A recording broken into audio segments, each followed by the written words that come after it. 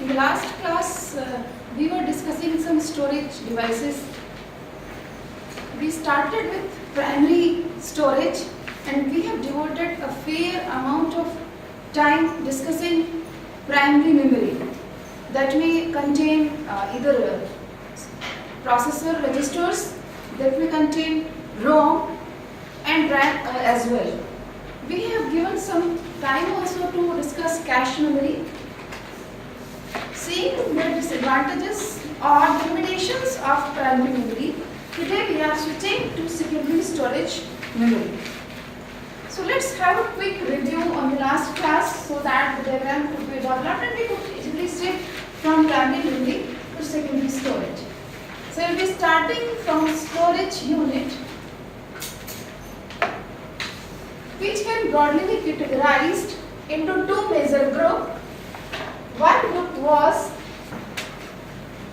pertaining to primary memory and other group of storage units are considered to be secondary storage. In primary memory, we have discussed internal processor registers. I will be leaving it. Then we have discussed random access memory, which can further be classified into two major groups: dynamic RAM and static RAM. Then ROM was also classified into programmable ROM and erasable programmable read-only memory. As we know that ROM is read-only memory from which contents can't be erased. They cannot be programmed because they are factory supplied read-only memory. But now the concept has developed that we can also program read-only memory, but once the contents are written, they can't be erased. So in market, another type of ROM is also there, erasable programmable read-only memory, on which by passing ultraviolet rays, contents can also be erased. Ultraviolet erasable programmable read-only memory, and another was electrically erasable programmable read-only memory. So that part we have covered in the last session. Today we will be continuing with secondary storage unit. Before discussing what kind of secondary storage memory could be, let's first know, when we have primary memory with us, which is directly accessible by CPU, then why we need secondary storage memory? Why we require secondary storage memory? We require it just because of three basic reasons. The one reason among it could be because we all are aware with the fact that the contents of primary memory are volatile in nature. That means once the power is off, data will be lost. Another reason is the capacity of primary memory is very limited. So if you want to store more data, we have to take the help of secondary storage memory. And last but not the least, another factor is cost, because primary memory are very expensive in terms of cost per bit, but secondary memory are cheaper in comparison to primary memory. So we are we are using secondary storage devices. This is what the physical material on which data is stored, either through a magnetized field, or data can be written or read through by passing optical rays or diodes. Obviously, if you are using secondary storage memory in the form of some device, that means they must be having some technology through which we can read the data or we can write the data onto it. But based on their types, first of all, we will divide them, we will classify them into two major groups. One is known as sequential access memory or sequential storage. By sequential access, I mean once the data is written onto secondary storage device, it that means one after another. If we want to access record number 99, then we have to pass first 98 records, then only we could reach to it. Obviously, example, you must all be aware with this audio cassette. You must all be aware that the data is stored in sequential manner, and the example for sequential access is magnetic tape.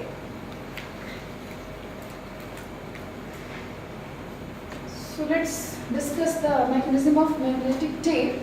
Magnetic tape is just like audio cassette, in which there are two reels. One is supply reel, another one is take-up reel. Here the reel is to be supplied. It will be passed and taken by take-up reels.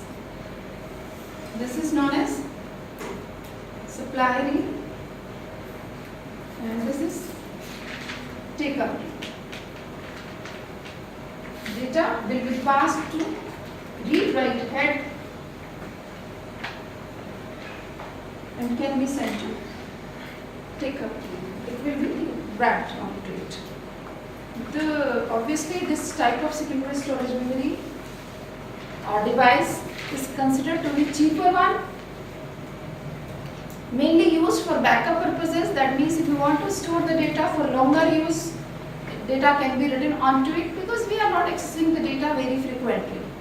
More so because this is cheaper, that's why it is generally used, but it is not fit for the applications where the data is supposed to be accessed randomly. That means if I wish to reach sometimes to record number 1, then record number 100 is my requirement. Again I wish to read record number 10, then shift it to record number 50. So when my requirement is of random in nature, then obviously this type of secondary storage does not suit my requirement. The basic characteristics of this type is just we discussed. It is not direct access, it is sequential access.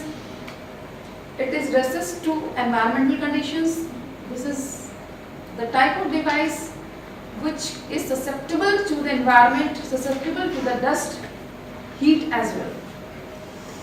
Obviously, it is easy to transfer, data is easy to store, but it is not easy to access because of its sequential in nature.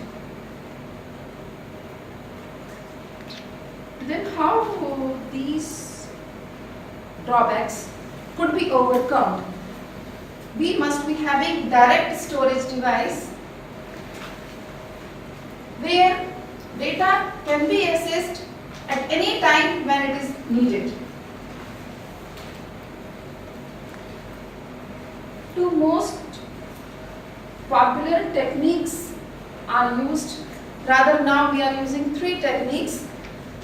This could be magnetic disk, another could be optical disk, and a third one is magneto-optical disk.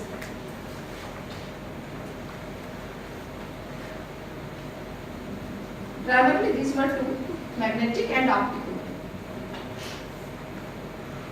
But now the new type has also come into existence with the name magneto-optical disk.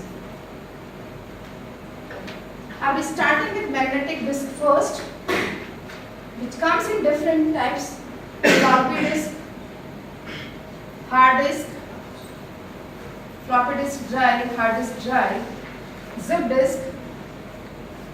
Now flash disk are also used. By floppy disk I mean a round plastic plate where data is written in the form of tracks and sectors. So the floppy is divided into number of tracks and sectors. These are tracks, and horizontal division is considered to be sector 1. The data is written onto it. This is a plastic material base which is coated with magnetized material, and the data is written onto it in the form of presence of magnetic material or absence of material, that means 0 and 1. Floppy, as its name suggests, is a device which flops very soon.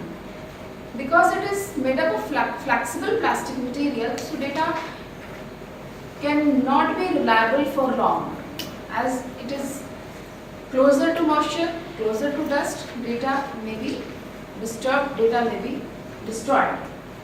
Generally, floppy disk comes in three sizes, but one of the most common used sizes 3 by 1/2 inches floppy, which is more reliable in comparison to 5 1/4 floppy or 8 1/2 floppy disk. What classification is there? Like it could be single-sided, single density, double-sided, double density, but still their storage capacity is very limited. Generally in terms of MBs, 20 MB, 40 MB, 100 MB. So it never catering the requirement of our present day-to-day life. So another type of disk which is considered to be more hard in comparison to floppy disk is hard disk drive, which is the combination of multiple plates grouped together,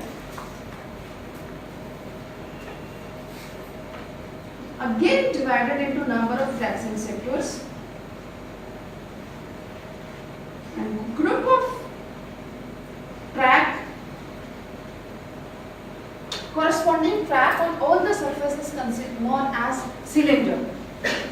This is collection of multiple tracks on the same place. Read-write, number of read-write head arms or read-write heads are associated to it, and it is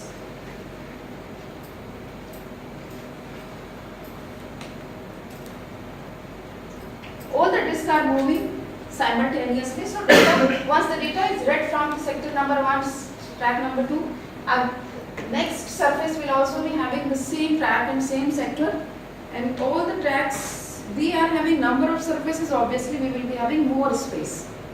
Now the question arises, how can we know the capacity of a disk? Either it is floppy disk or hard disk. Let me talk first about floppy disk, then we will be switching to hard disk. In floppy disk, as we already aware that it is divided into number of tracks and sectors, so if we want to know how many bytes can be stored onto this disk, then the formula will be number of tracks multiplied by number of sectors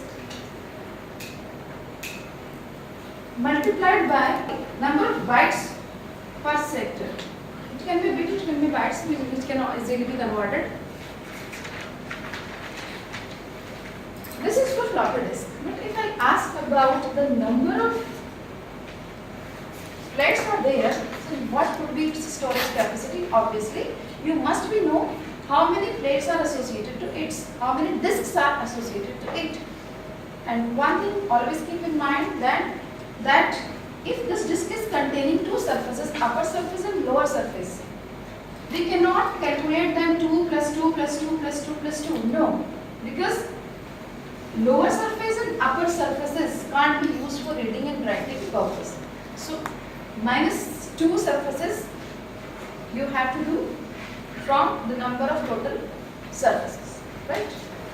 I must be knowing the number of surfaces as well to know the space of a hard disk.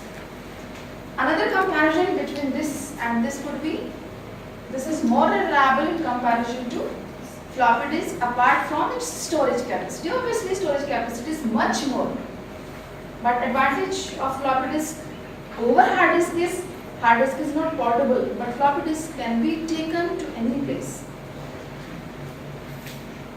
Now the question arises whether all the informations on the floppy disk or hard disk are to be stored continuously, one sector then another sector then another sector, after completing this track another one, or they are scattered throughout the disk.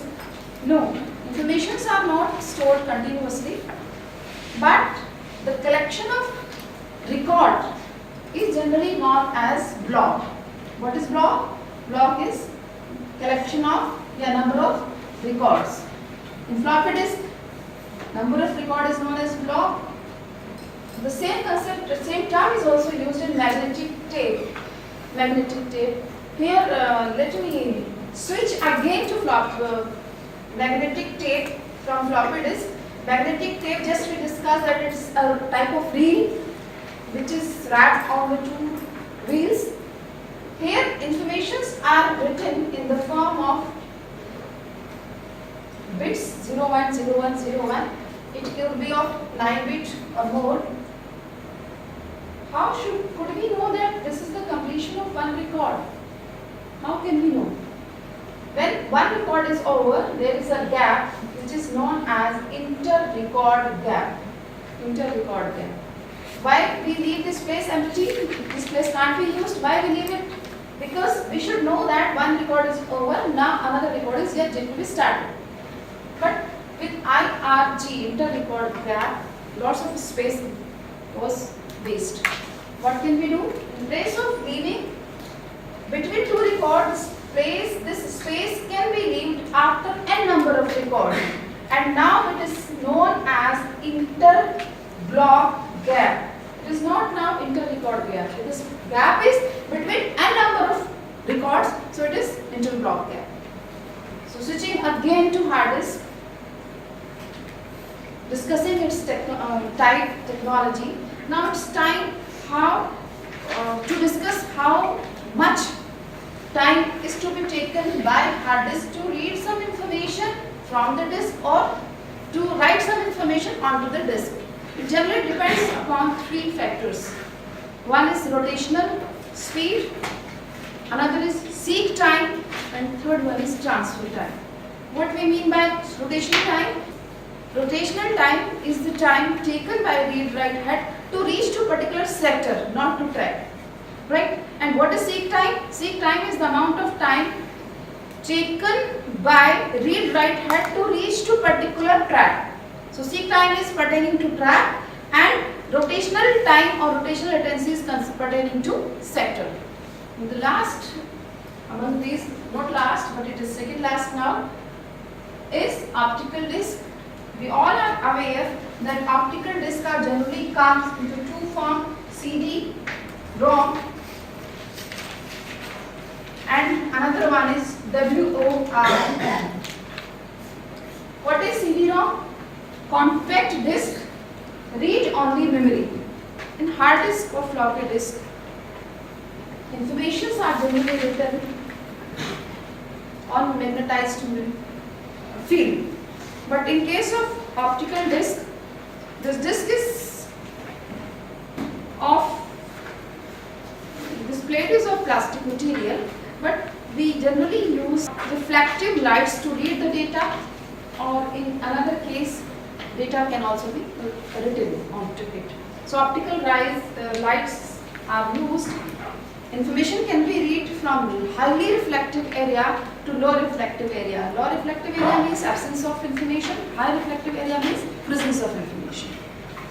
Because CD-ROM, once they are written, obviously they are manufacturer supplied, factory supplied.